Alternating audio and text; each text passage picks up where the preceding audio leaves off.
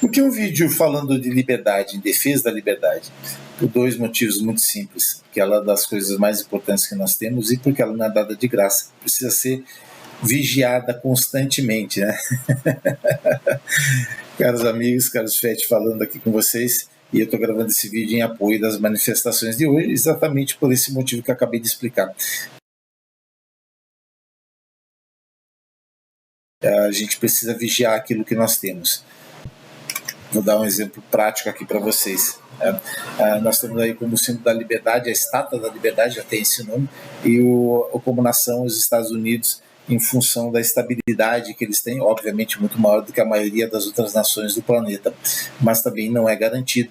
A gente viu agora, recentemente, as mudanças de leis na Califórnia. Por exemplo, até o Sylvester Stallone mudou de lá, né? Foi para a Flórida por conta das instabilidades que você não tem garantias em termos das regras que vão ser aplicadas. E aí, nesse sentido, uma economia só se desenvolve, nós só vamos para um país de primeiro mundo, inclusive economicamente, se eu tiver um alto grau de confiança nas regras. Significa que desde o nível mais baixo lá do cara que faz trabalho braçal até mais países, as pessoas ricas, empresários, o presidente, Grécia assim por diante, eles vão seguir as mesmas regras, a lei aplicada a todos com a mesma facilidade e com o mesmo rigor. E aí sim eu vou ter coragem de investir no lugar desse, seja um investidor estrangeiro, seja um investidor nacional. Ao invés de eu estar, por exemplo, fazendo evasões de dívidas de capitais, eu vou investir no próprio país, mas eu preciso ter confiança que isso vai acontecer. Caso contrário, isso não ocorre e o país como um todo paga o preço. E aí vejam de onde que vem essa base, né? A formação de nações, ela é fundamental para que você tenha uma referência de quem você é e por que você luta. Mas ela começa lá no indivíduo, que vem de uma família que o protegeu, deu condições para que ele se desenvolvesse e fosse amanhã e depois um cidadão com direitos e com obrigações. Como todos nós deveríamos ter, as mesmas regras, obviamente com níveis diferentes, pessoas que fizeram mais vão ganhar mais, isso é justo, e é o desenvolvimento meritório. As famílias são formadas por clãs, grupos que se apoiam, têm afinidades mais próximas e com objetivos muitas vezes até de negócios, né? Negócios familiares, enfim, empresas que têm uma dimensão um pouco maior e que são com bases familiares. E esses clãs são formados por tribos que são riscas ainda maiores, né? Por exemplo, eu tenho regionalismos e situações que são específicas num determinado local, que tem muita relação com esse conhecimento tribal.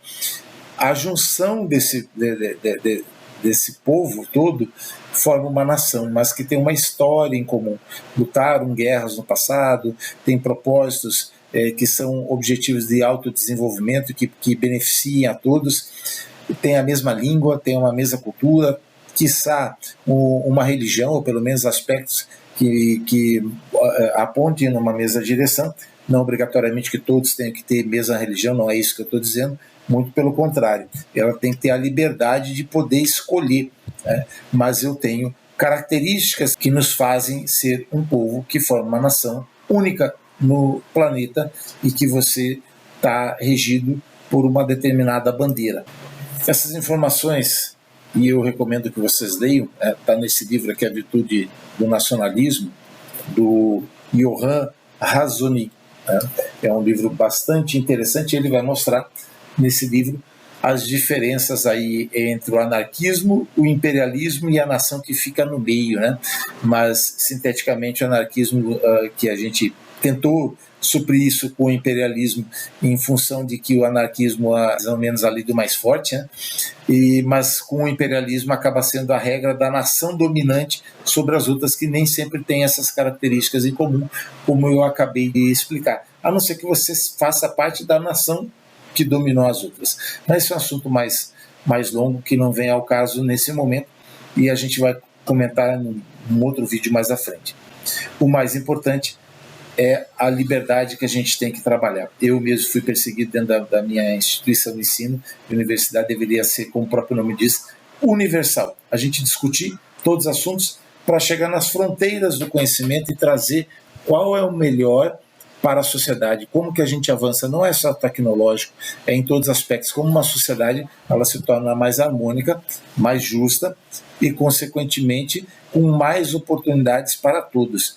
Eu só posso fazer isso se eu tiver liberdade de apresentar ideias que muitas vezes antagonizem o que é o status quo de quem está no poder. E para isso eu preciso ter liberdade para falar. Esse é o motivo que eu estou apoiando aí essas manifestações. E você que também tem o mês ideal, porque isso é seu, é nosso, compartilhe, comente e dê um like nesse vídeo para que a gente possa ter mais repercussão sobre aquilo que a gente está fazendo. Um grande abraço.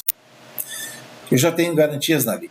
Injúria, calúnia, difamação, se alguém falar algo que não deve, está na lei, não importa que seja na internet, ele pode ser alcançado pela lei, pelas regras que já existem. Eu não preciso de uma regra específica da internet. Na verdade, eu preciso que essas regras valham realmente no dia a dia.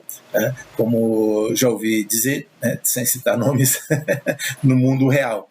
E o mundo real é exatamente ele que está frágil, porque as pessoas são atingidas de uma maneira constante pelo crime, pela falta de segurança e pela instabilidade econômica que muitas vezes impacta todo esse equilíbrio. Como eu falei, eu preciso desse alto grau de confiabilidade para que esse aspecto também seja superado.